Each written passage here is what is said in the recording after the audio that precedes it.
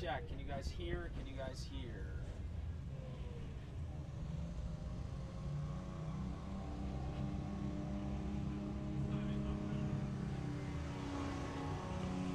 I just put us on cameras. Can you see us on camera? Well, it's going to pop up. Check. I can hear the audio. All right. And then maybe in 2 seconds, it should pop up on there.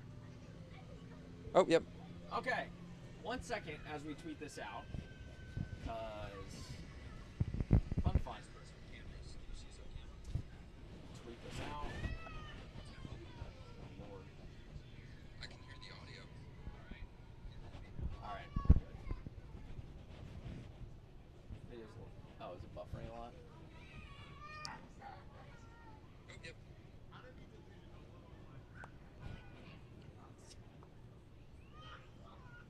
Is what it is. It's been okay.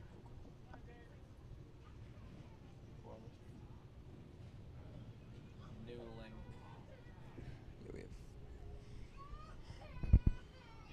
All right. Is it like not great, but good enough to do this? BYU break the live show is a comment on Twitter. That's great. Break live. That's fun. All right.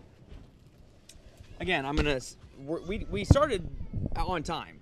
We were live, as you guys saw, and for some reason, stuff happens. Just like UCF, sometimes our streams break, and yeah, that's I guess what happened. So we're just gonna restart from the top. I think the intro my last time, there's no topping it. Yeah, that's it. Well, I think this intro it's just an indictment of UCF's performance is the live break. Yeah, and luckily we. Again, I'm don't think a lot back. If they do, great. But we have all these comments that we can read from the last live stream. But hello, everybody, and welcome to the Charge On Postgame Live Show for UCF versus BYU. I'm your host, Sean Green. Alongside me, as always, Nick Geddes, Stephen Leonard. UCF falls 2-3-5, second season in a row where UCF loses 5 straight. They lose 37-24. I'm going to do my little spiel quicker because we did this already, but it didn't go up on the camera. So at the end of the day, the bounce house is lost its allure. The bounce house is no longer a place where teams fear. If anything, it's a place where opposing teams' fans come and cheer for their team and make it a fun trip down to Orlando. This team's not good. We knew that. It's hard to be positive when the product on the field is nothing but positive. The product on the field is not great. And it's hard to swallow. It's hard to watch. I know most fans that probably just watch at home. Listen, I don't blame anybody for just turning it off. But at the end of the day, this is what the product is. And the score does not do it justice. 37-24 is a gift compared to what we actually watched on the field. You can credit Dylan Risk going up against second and third stringers, and he played well, and we'll get to it. But this UCF team, I can't think, and I want to get both your takes on it, I can't think of a more low point maybe since 0-12 than right now, than where UCF is at right now. Not so much because they're 3-5 and whatever. It's because you were 3-5 last year. You turned it around, got to 6-6. But you do it back-to-back years, and the way you're doing it, not being competitive at all, not being able to score the ball, that's where it gets rough. Steven, I'll go to you.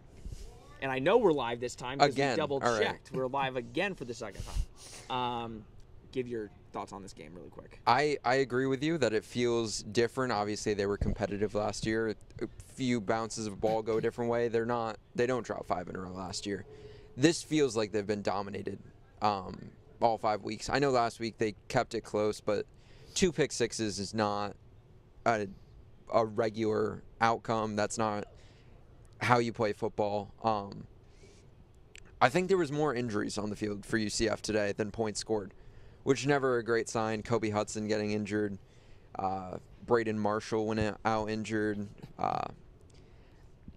Everything feels bad right now, and I don't know how they fix this. The answer is they don't. This is you're stuck with what you have. This is the team you have.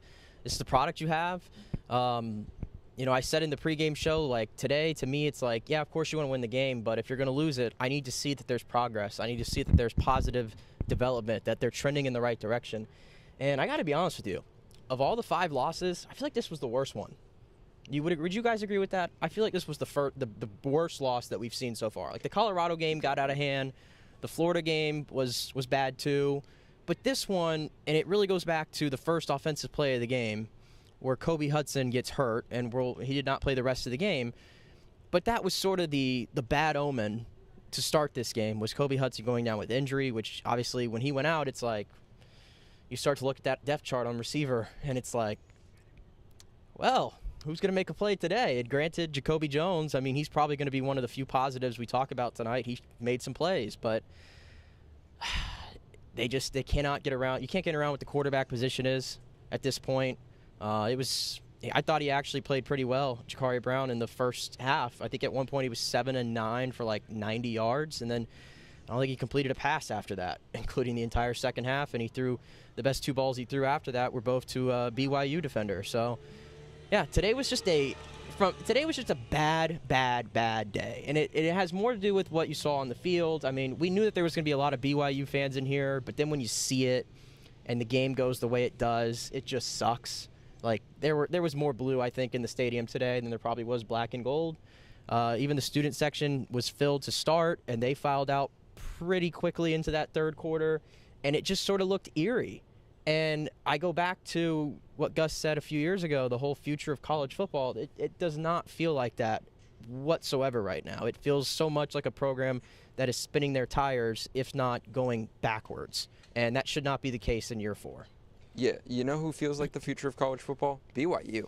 Yeah. Their fans were here. Their fans were loud. The players were hyping up their fans on an away game. That just can't happen. You never see this. I know, we've had teams come in here and have a good contingency of fans. I don't think we've ever seen what we saw today. I thought West Virginia was really good last year. Yeah. But this was like 50-50. And again, granted, we knew this. We talked about this. We're like, BYU's going to travel well. They have a national fan base, and they did, and kudos to them. They stayed after by 30, 45 minutes here on the field. They watched our band. They watched our band. So, it was great for them, but it was just the context of having an almost empty stadium, only blue. You're losing 34-10. It just had an eerie feeling inside here today. Yeah, and that's why I said this definitely feels like the low point. And I get it. It's against the number 11 team and, all this stuff. But even remember last year, you played Oklahoma State. UCF was really bad. Nobody thought they were winning that game. This stadium was packed.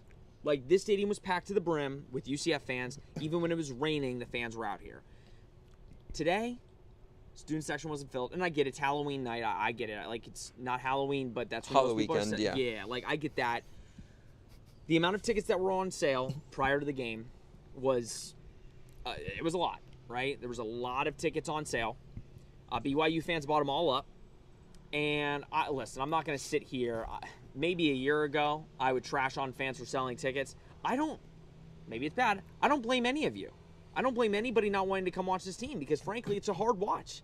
It's not a fun, if I have to go out on a Saturday at 3:30 p.m., get sunburned, get hot, and have to watch this football team, and spend my hard-earned money to watch it, no offense, this product's just not good enough to do that, Nick. It's just not. Well, as I said in the pregame, it's better than a day worth of pumpkin patching or pumpkin picking or anything like that that you could be doing. I think so. I think you're wrong. So. I maybe would have agreed with you earlier. I don't think so now. I think so. I would have rather been carving a pumpkin today. You'd rather be carving a pumpkin, huh? I'd rather be carving a pumpkin right now than doing this. Maybe that's just me. But to your point, yes, the product sucks that was on the field today. And back to my earlier point, because I said the bad omen was the Kobe punt. The subsequent decision to not go for it on 4th and 1 from right at midfield.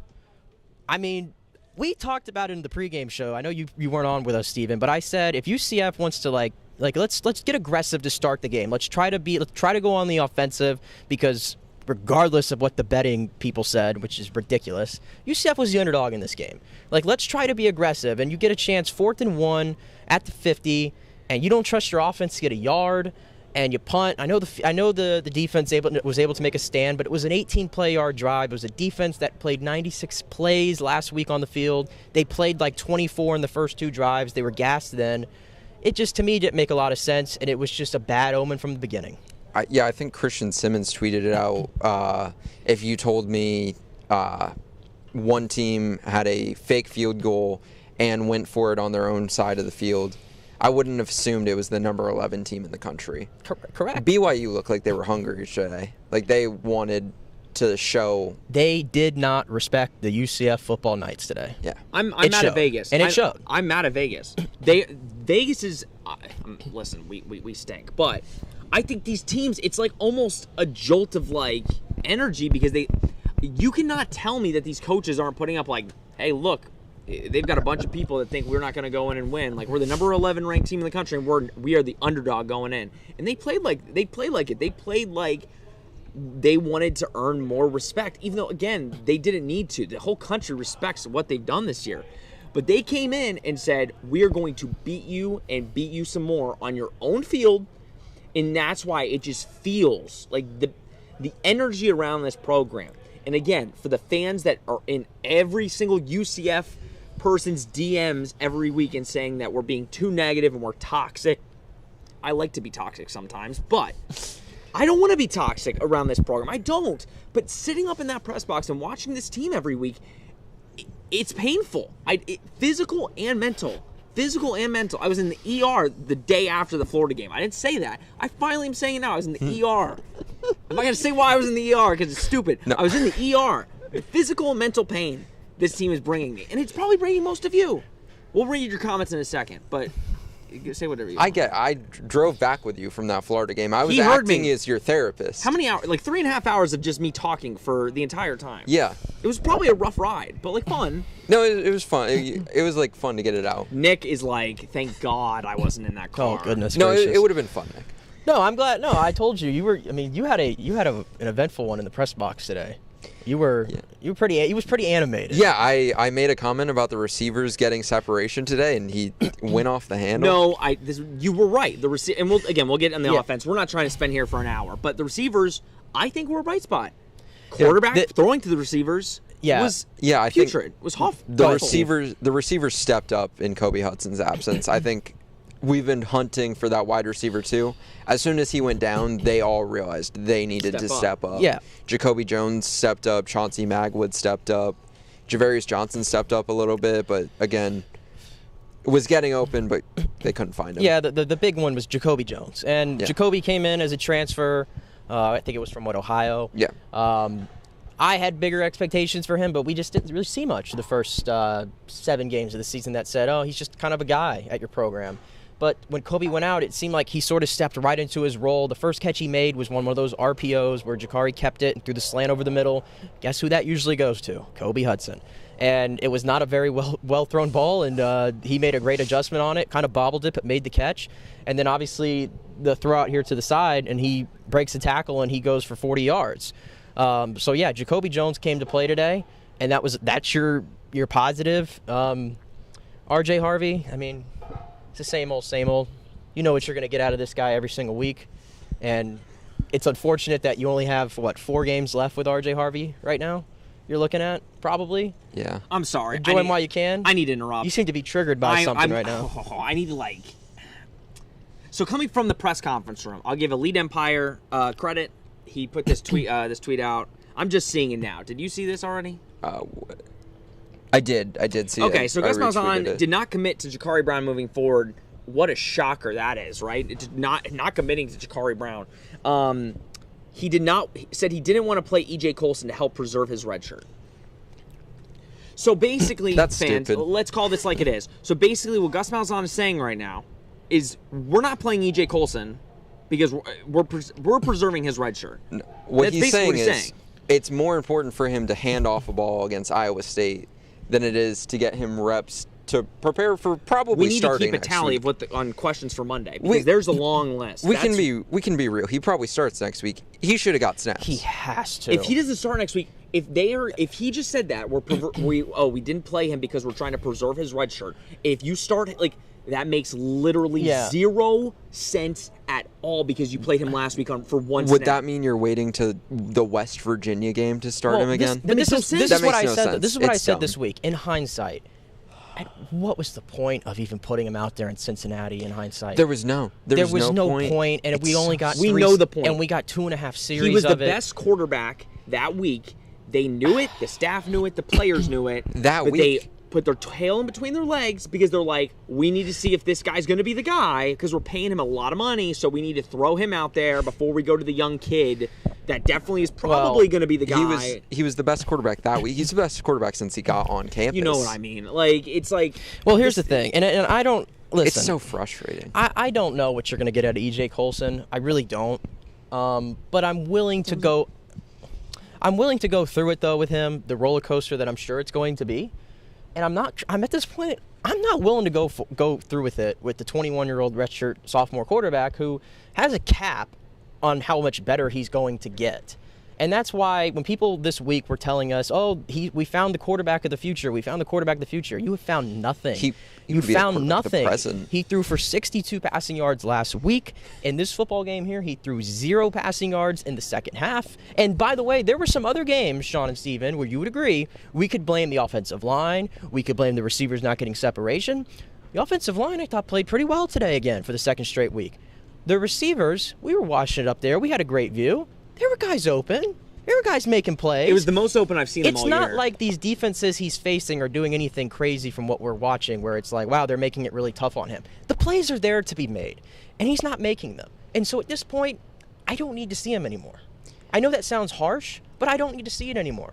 Yeah, when you have your kickoff specialist having like one of his best routes he's ever ran, gets wide open, and you loft the ball into a just easy interception for the safety to make. I think that's the point where you're like, which is the point where he got pulled, but yeah. I think that's the point where you're like, that's not the QB of the future. I'm gonna read. I'm gonna read a couple of these, or most of these. Real quick. The last thing with Jakari. What were the numbers? We're not done talking Jakari. This is gonna continue. I have another thing. I got frustrated for the first time in the press box because 2 people were like saying, "Oh, he's making freshman mistakes." But that's okay because he's a freshman. No. He is a 21-year-old man. He's a 21-year-old redshirt sophomore. I get it. And this is what I was going to bring up. Today he had 6 carries for 9 yards. Jakari Brown made a difference to this offense because of what? Speed. Because of speed, because what he could bring to you in the quarterback run game that KJ Jefferson did not. Today he gave you nothing in that department, and so what ultimately did he give you? Nothing. Nothing.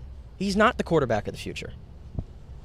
Stream a little laggy. I apologize. I see it.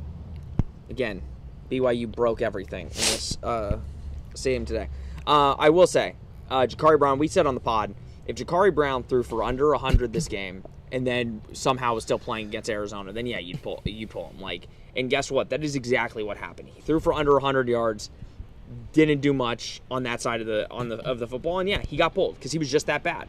And it took all of Iowa State, and granted, he was running the ball against Iowa State, which was the positive, right? He was running it on Iowa State. He couldn't get anything in the run game because what do you know? Good teams watch film and say, oh, he can't throw, he runs, and they had a guy waiting for him every time. Let's go through. We're still going to talk quarterbacks. There's a lot to get to. We're going to read a couple of these. Tsunami O having Risk come in and outperform Brown shows me Gus can't identify and use the talent on his team. Artem Shan, I said it on the other stream, I'll say it again, I want to be positive, but that's worse than doo-doo. Roy Wall, my Cougs came ready to play. I would see what that last quarterback has moving forward. He showed some guts. And then Tsunami O said, shout out to Risk for covering my love spread, though. Bro, a dog. There's a lot there, and there's more. I want to keep getting to them. But the talk about not being able to use your talent effectively and struggling in that department, that's been you didn't feel like that was the problem last season. This season, it feels like, and again, I'm not trying to be totally all negative, it just seems like Gus has no idea what he's doing on that side of the football. Like, he doesn't know how to use his guys effectively. There were spots tonight where you felt that way. And maybe it is all in the quarterback play, because once Dylan came in, again, granted against backups, it looked a lot more efficient. The 2 best balls I've seen from a UCF quarterback were from Dylan Riss tonight. And that doesn't take it. And that there's nothing like throwing a football doesn't mean like it doesn't matter if you're playing against the first or second team or third team. It's hard to do. It's if you can throw the football on point and hit him in stride, usually good things happen. He knows how to adjust his like arm strength, which I think that's his biggest struggle. Like, I think either one of you said it in the press box where Jakari just throws lasers. It's just laser That's beams. all he does. It's just laser beams for no reason. The one in the back of the end, like he had the one on the back right, I forgot who he threw to. I think it was Chauncey Magwood. It's the Magwood, yeah. That was a laser. There was no loft on that ball. That was a straight. It was a little bit more loft. He's open in the back of the end zone. Open in the back of the end zone. Then he threw the bullet to Randy, which again, okay, I was okay with that one, given there was the defender right there. Maybe you just try to squeeze it through. But he doesn't know how to put loft on his balls, and we've said that. So it's like, if you don't put the loft on the balls and you're just throwing bullets all the time, you're throwing bullets every single throw. So that's the issue. I want to say, Mr. E, shout out for the $5. We appreciate it. This staff can't fix this. Well, they're going to get an opportunity. Because, again, and if I see any comments about Gus firing, I'm just going to say the same thing. He's not getting fired. He's getting one more year. And if he does this again next year, then yeah, he's gone. There's no way he gets fired unless for some crazy reason he retires or UCF finds the way to pay his buyout. Because it's just not happening. So, do I agree with you, Mr. E? I don't know if the staff can fix this. They have shown me nothing in 5 weeks, except last week they showed a little bit of toughness, which I expect. I expect them to show some grit against some of these top-tier teams. Today was an embarrassing performance. Again, what makes it worse is the talk from the offseason and how he said 6-6 was unacceptable, and this is the year we're going to try to, he reacted by going into the portal and going to get not one but two quarterbacks. He reacted by demoting his DC. He reacted by taking the play calling back. He did all these very, crazy things in terms of trying to fix what was a 6-6 season, okay? And I challenge you to find one thing, at least on the offensive side of the ball, that's gotten better. The defense has had their moments here and there. They did not play well tonight. They did not typically play well last week outside of the 2 pick sixes, but they're on the field way too much. Even in this game, I think they got outplayed like 80 to like 44 or something it was. Something crazy. Yeah. So, like, the defense has its issues. We know that. But there just are not many things that are going in the right direction from last year to this year. And after all the changes that were made, that is, to me, where you throw up the red flags. Yeah, I was trying to, find, a positive way to spin that and be like, oh, I can find that. But it's center, and that's just because Caden Kittler's healthy this year, where he got injured last year after 2 games. Yeah. I'm going to read through a bunch of these, and then we're just going to talk about, I guess, all of it as a whole, because I want to get to everybody. Also, if you have Magic score updates, just drop it in the comments, because I'd like to know the Magic update. You've already moved on mentally. Yeah, mentally, I'm already on the Magic game. Diego, we will win only one more game this season, and it's going to be next week against Arizona. Tyler, Bullard, Barr, and Henderson are so bad, probably the worst P4 players I've watched in a long time. I want to get to that comment, but I think I'm going to keep going. Jakari played it, had a bad game. Barr he's had a couple rough ones, but I wouldn't call him one of the worst P4 players you've watched. He played in the SEC for a bunch of years. And then TJ Bullard, I think he means Quadric Bullard. Oh, my bad. Because TJ Bullard played good. Yeah, I'm like, wait, TJ? TJ had a decent game. Quadric Bullard had a rough one today, and he got yanked, and that was when we saw the youngins movement. Yeah. Christian Peterson got a chance to play in the fourth quarter. So and immediately got a tackle on his first play of defense. So there you go. Got Guava says, hey guys, enjoy the content. Watch you guys every week. Keep it up. We appreciate it. Diego, we have to fire Gus. I don't care about anything. I'm not going to finish the comment. Like I said, he ain't getting fired, unfortunately. Lou Vierne, rough game. First one in my 4 years as a UCF student that I've left early. Fun note, BYU fans raised over 5,000 items of food for Knight's Pantry. They could never make me hate BYU. I think BYU, the fans, I've learned, we already knew this. I know, they're incredible. They are incredible. They're passionate. Nick's had some interesting run-ins with BYU fans, but I think anything we've learned over this last week of BYU, quote-unquote, hate week, you can't hate the fans. The fans are incredible. Whatever town they come to, I bet they were having a ball today. There is nothing better. There is nothing better than going into the opposing team stadium and taking it over. Like you said, standing around for 30 minutes after, basking in. They got to watch a rocket launch. Yeah, as they scored a touchdown. That was the best thing we saw today. Yeah, we saw the rocket launch finally. As Retzloff threw the pass, that's when the rocket comes over.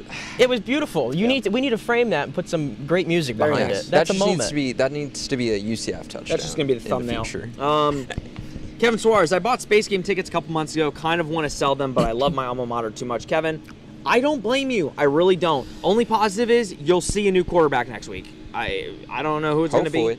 If they play Jakari Stephen, I swear on everything, it's going to be a rough time for you and Nick. I'm going to be straight I'll up. just say it right now. I think we've refrained on this show from going nuclear on Gus I'm Malzahn. this close. I am on the one. I'm telling you, if Jakari Brown's out there next week, that's where I think it might break me. I think it might break me. That would break me. Because to me, that's an indefensible decision to make after what we've seen. For positive or negative, here at Charge On, we have not gone there. Every other UCF podcast has gone there. Maybe for the right. Every single other UCF podcast has basically said, fire Gus, he needs to be gone. We have tried to stay back. I am on the one, folks. I am almost there. I'm ready to join my brothers in the I'm done stage. We're almost there. Not quite there yet. I'm almost there. We're basically there. DF Oss, BYU fan here. BYU fans thought we needed to replace all coaches last year. Also, now we are glad we didn't. Yes. Good point. I say I want to read all the comments and then I stop. The issue is you went 5-7 your first year in the Big 12, and now in your second year, you've taken that leap. Yeah, you're 8-0. Yeah, so And by the way, where it was hell of a lot better than it is right now, they lost 9 games in the American in 2 years. Yeah, there was discontent after making it to the AAC even championship. That, and they had a very Malzahn era has lived up to any of the hype in any way, and I think that's a fair statement to make. B-Row, I think it hurts more because it's an expansion team. Nope, I wouldn't agree with that. It hurts just because they stink. Kevin Suarez, BYU, it hurts because we came in with BYU at the same time. Yeah. Kevin Suarez, thank you boys so much for the content. Charge On Pod has been the highlight of the season, baby. I'm glad, and hopefully it gets better because we're really going to need to step up our game with how many losses are about to come. DFOS, for BYU to lose 7 in a row last year, it was brutal for the fans. Just saying, well, we lost 5 in a row last year, 5 in a row this year. Put it together, that equals 10. So there's 10 straight weeks of UCF football losing out of the possible 24, right? 24 weeks that you play. I think there was a bye week in there last year, too, so you got like an extra week of losing fuel. Yeah, that's true. But basically, if you do the math, 10 straight weeks out of a 24-week span, it's a lot. Mr. E, DR10 is probably the best we got. We'll see. Tyler, EJ looked bad. Artax, we seem to be excelling at playing bad, but making it look close. Yeah. We didn't make it look close. We didn't make it look close. It was still a 13-point victory, and the time we scored was in garbage time. Spare Room rolled out the red carpet for them. We even had a launch off at 39-8 for BYU. So glad for them. Yeah, their fans, like we said, their fans loved this. This was, awesome. Alex, let's not forget the quarterbacks. Gus ran out of town. Tommy, Gunn, Keen, DG, man can't scout a good QB. Nick brought it up. He's now gone through 2 quarterbacks. I mean, you're going to be benching 2 quarterbacks in the span of a 7-8 game season. You could say he's already benched 2 because he did start EJ. We have watched 4 quarterbacks. 4, and we are in week 8. 4. Yeah. I want to point out, I was looking at all the QBs Gus has brought in his time here. It's Tommy Castellanos, who is struggling at Boston College right now.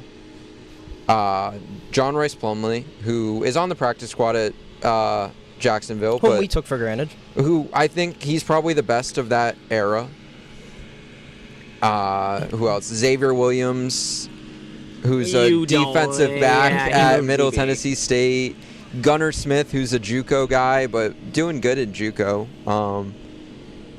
KJ Jefferson, Jakari Brown. Okay, I have to. Yeah, no, it's bad. It's a lot. It's bad. It's so many. It's a lot of bad. And I think, honestly, that's why I think Gus, he should have stuck with EJ just to see, but I think he knows, okay, that we got to stay with this kid. I think he learned from all of his previous mistakes of, okay, we have to kind of go with the young kid that we know has the potential and kind of just go with it. If EJ Colson is not starting quarterback next week, and maybe Dylan, he put on a good performance, maybe you want to do that. If it's not either one of those two, I don't know what we're doing. I don't know what we're doing. You know what we just learned. I said, okay, you start him at Iowa State, you start him tonight to see what you got out of him, to see what Jakari Brown brings for you. Is he your quarterback next year? Also, the audio should be back. I see all the audio is good. Cool. I fully understand that. I fully understand the logic. Are you going to pay this guy? I'm not throwing out numbers because I know numbers, but you're paying him a lot of money. A lot of money. Are you going to pay that for him next year? I think the answer is hell no. So now for the rest of the year, you're 3-5. You stink. Can you potentially get 5 wins? I think there's doable. You have to go. At this point, they've already been going kind of youth movement. We mentioned some of the guys, like Chasen Johnson got a start tonight with no Mac McWilliams in the lineup. Tennyson didn't play. And Christian Peterson comes in later in the game for Quadric Bullard. Isaiah Nixon, I don't think he played tonight, unfortunately. No. But he was showing some signs of growth. Which stinks. He's probably injured. Right. There's some things. He warmed up, so I think he might be able to go next week. Maybe he'll be back next week. But so my point is, though, we're already seeing some of these young guys playing. Now I got to see at the most important position what we have, because I look around and I'm like, I'm already looking at next year. That's where I'm at mentally. I got to see what I have for next year. And if I don't know what I have at the most important position going into the offseason, we're in a bad spot, because even in tonight's game, the 2 best players on the field tonight, both offensively and defensively, are not coming back next year. Yeah. RJ Harvey has 4 games left in a UCF uniform. That sucks. That really sucks. Okay? Dalen Dotson was the best player on the field tonight defensively. He's not coming back next year. I almost cried in the press box when you. I literally almost cried. The 2 guys who were the best tonight I'm like, are Dalen not coming Dotson. back next year. Yeah, I would say Dalen Dotson was the best player on the field. Period. I think I don't know if he got another tackle, but he finished. I think it was 8 tackles, 3 tackles for loss, 2 sacks, forced fumble, pass deflection. He went insane today. All right, let's go through. First start for him too. Crazy. Where was he at all year? Playing interior tackle. Yeah, if you guys are having audio issues, go back in and then rejoin the stream. It should be good. We're almost done here though, so don't you worry. Dylan needs to play. He is a running threat and can throw. It's that simple. I wouldn't say a running threat. I'd say he had some gutsy runs today. He did, but I wouldn't call him a running threat. Kind of tripped over himself a little bit. He concerns me at running because he led with his head to pick up a first down, and just don't need that. I like the guts he showed, though, down here. Yeah, to get the 2-point he showed conversion. some guts, yeah. Okay. Hopefully he's okay, whatever that neck stinger was on the 2-point. Yeah. It didn't look like they were kind of working. Yeah. He got up and was walking fine. I think he'll be okay. Alex, risk is Keen 2.0, which isn't a bad thing. He can pass the ball, which Jakari or KJ can't do. How many games did Keen bail us out from JRP? Okay, so here's what I'm going to say. I'm going to read 2 more, and then we're going to talk about this. My question is, what is Risk doing in practice that has him so far down the depth chart? And then Alex said, we need a true quarterback that can get you 5 and 7 yards scrambling. If needed, Gus loves a fair where the scrambler needs to end. Here's what I'm going to say, and this is a message to all UCF fans. We cannot make assumptions about quarterbacks based off of a couple series that we see in a given game.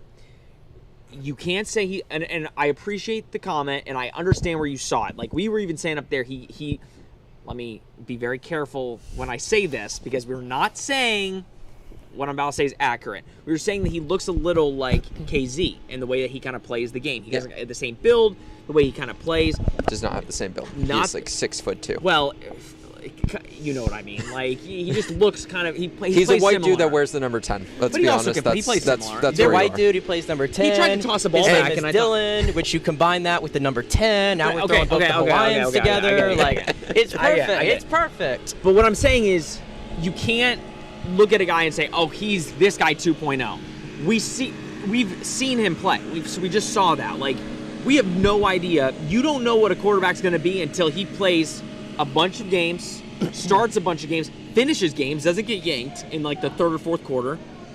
You don't know what a quarterback is actually going to be. Some kids are going to get in trouble, which is kind of fun. We've seen Dylan play like multiple games though. Like, this isn't the first time we've seen Dylan get a look. Yeah, and I kind of give him a pass for. Because he was, true freshman last year? Well, no, we've seen him play this year when he came in against Sam Houston. He struggled, got pulled for Jakari. Like, we have seen him play. It's not like this is completely. Listen, we also saw Jakari play against Cincinnati, and he had a few good drives there, and we probably did the same thing we're saying now. Yeah. And then 3 games later, now we're telling you that Jakari probably should not throw one more pass in a UCF uniform. This thing changes. And it's not a complete science of how they've come here. We can blame. Audio. We have 0 audio right now. I don't think so. Can you hear it? We have audio. Oh, okay. It's rolling on Spare my rooms. end. You have to go back out and come back in. Yeah. It went away for a little bit. We have audio. We're good. I know. We'll be out of here soon. This is just nothing is working tonight. It's all bad. Dalen Dotson doesn't have an extra year. I'm mad. Keyshawn Hudson with another game without Keyshawn playing. Hudson doesn't get Keyshawn to Hudson play. was on the Jumbotron to start the game. Did you see it? No, because I was late. All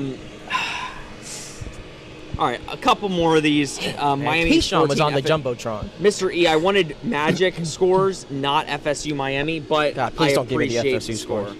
Yeah, now the Magic are down 6-0. I just can't anymore. Everything's going back. I have to drive to Kissimmee later. All right. This is a very, I love, Big 12 Brad, Risk looked good, and so does our field goal kicker. Defense needs third down help from the coaches. It all was bad tonight. Risk was the bright spot. I mean, field goal kicker looks good. You made a 38-yarder? 38-yarder. You know, I was excited pregame. Walt Claire Flynn was practicing with the ones. I was like, oh, maybe he'll get involved. No, he didn't actually. But I was excited for a bit. Yeah. Yeah, exactly. and I want Burdell Richardson to play, but we can't we don't get that either. Oh, your best receiver left on the team that's healthy? We don't get that. Yeah, we should probably play him. Zachary Foster bringing out the big words. You're Magwood. You've been calling for Magwood for weeks. Magwood finally getting involved and got involved a little bit. Made some plays. Made some plays. Was open a lot. Did not get the ball. The ball was targeted to him. Zachary Foster, what kind of pseudo-intellectual nonsense is Ted Roof going to offer in his pressers? Ever notice that man says a whole lot of quote-unquote interesting stuff that never adds up?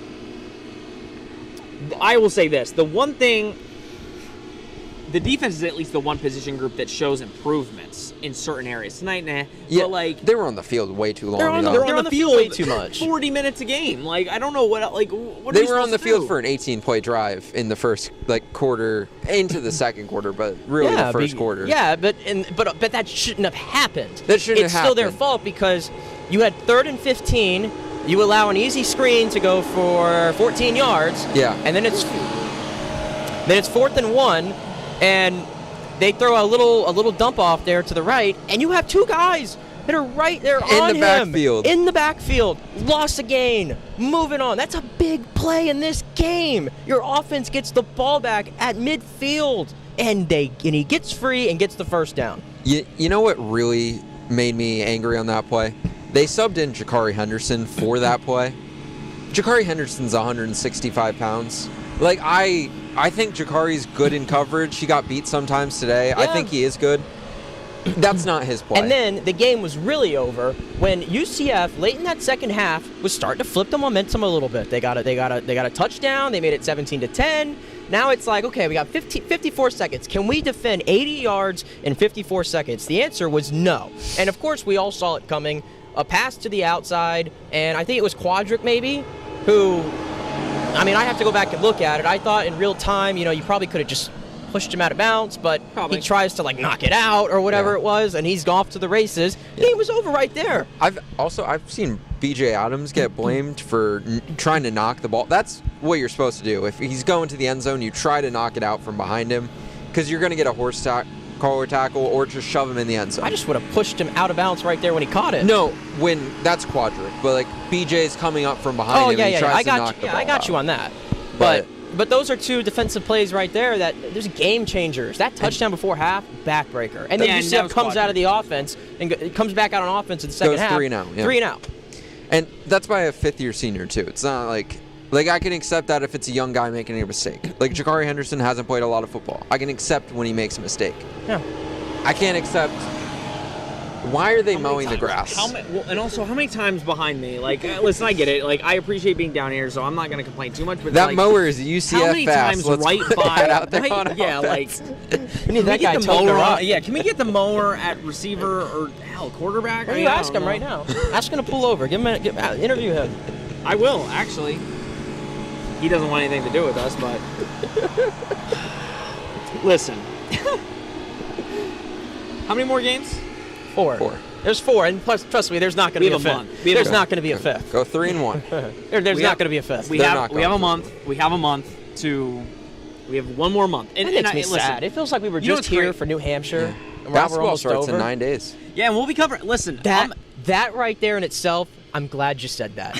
how many people in this stadium tonight and how many people on Twitter were like, well, at least we got basketball season. Who has ever said that about UCF? I have to celebrate my girlfriend's birthday in the morning because I have to cover basketball's opening night. Who has ever said I'm looking forward to basketball season? I never thought I would do that. So we're making the announcement right now.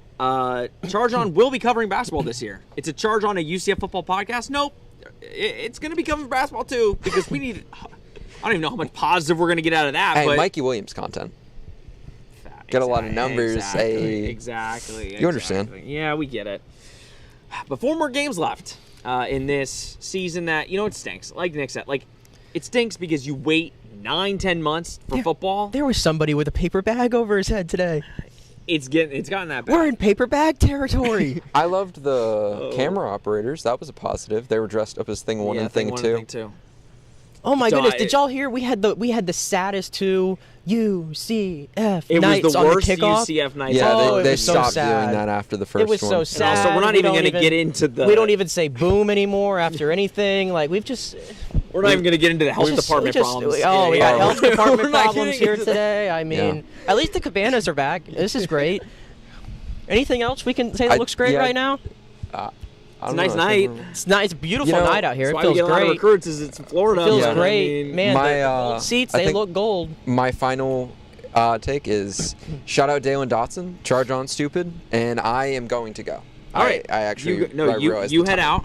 You head out. You head out. Thank you for being a great servant tonight. Steven's going to a Halloween party. Say bye. We'll finish this up. Thank you for your service. Are you getting a ride? No, I have a car. Okay. Oh, he has a car. Okay. Good. See, smarty. Take care, sir. Smart person right there. I ask because I usually have to drive him. Sean. Nick, see, this is going to be the last time I talk to you about UCF until Tuesday. Until Tuesday. We do have a potential interview coming up. I'm not going to say anything. We have a big-time interview that I think a lot of UCF fans will like if you like negativity. I don't know. It's hard to be positive. Sean, we're just so toxic. We're so toxic, and the program doesn't deserve it. We just have to stand here and give you all the positives today, ignore the negatives, tell you that football's really hard and that we're making it seem so easy. That's exactly what we have to do. It's exactly what we have to do. Nick, what's he dressing as? I think he's dressing as death, I think is what he said. Oh, interesting. I think he was going for an Aubrey Plaza in Agatha All Along vibe, if y'all are Marvel fans. But no, it's rough. It's gotten pretty bad.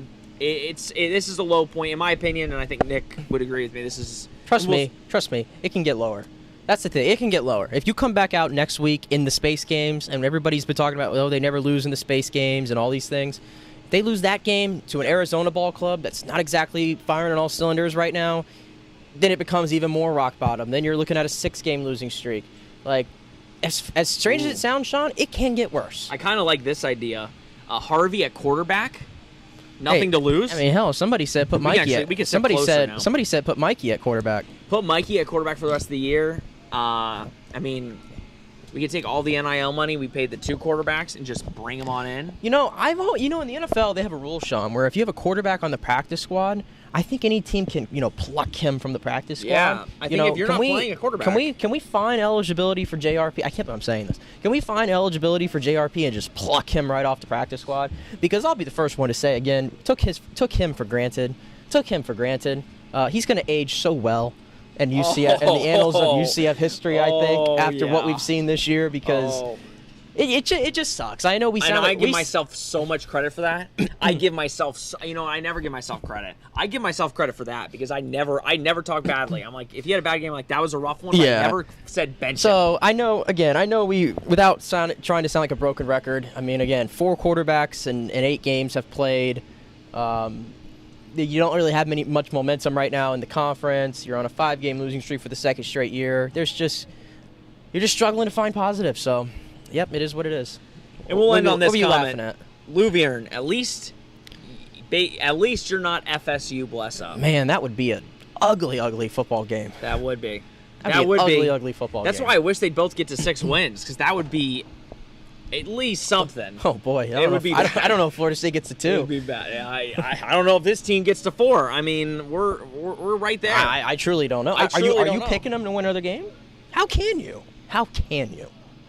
No. Well, if you don't have a quarterback, I'm not picking. Like, I have no idea. Yeah. Last thing I'll say before we wrap up, because again, want to give him his flowers. We do it enough, but we do it. But I don't know if we do it enough. R.J. Harvey, the fact that he was able to get 127 yards tonight, He's a baller. the fact that he went over 1,000 yards, I believe, as we talk right now, he has the third most rushing yards in all of college football behind that dude named Ashton Genty, who's pretty good, and Johnson at Iowa. And those two got better situations than this one right now. We watch these games. Y'all see it. R.J. Harvey is doing most of this on his own. The guy gets hit with contact almost immediately, and he just continues to put up numbers. So, again, if you're looking for something to get excited about for the next 4 games of the season, just take in as much R.J. Harvey as you can. You're going to miss him. We are going to miss him, too. It's kind of like Kevin Smith. Like, I didn't have a good team around him, but he was just so good that you have to watch it while you're here. A couple last comments before we get out of here. Yeah, I definitely miss JRP. Nick, can we put together a winning squad if we mash up both rosters, FSU and UCF? Yeah, I really don't know. I don't know. Gorilla Guru, when I saw the rocket in the sky, I thought it would be a sign and the team would turn it around. Then Jakari Brown threw an interception and I lost hope. Yeah, that sums it up. All right, we're getting warning signs about our stream, whatever. We appreciate you guys so much for tuning in. I'm sorry for the technical difficulties starting and during. It is what it is. We appreciate you guys tuning in. We try to put the best stuff on when the team doesn't perform. So hopefully this has brought you a little bit more joy after another rough watch. Nick, any final thoughts? No, I'm gonna go get my Raising Cane's and I'm gonna head on back home. I'm gonna forget about UCF football for the night. There you go. All right, everybody. This has been the Charge on UCF versus BYU post-game show.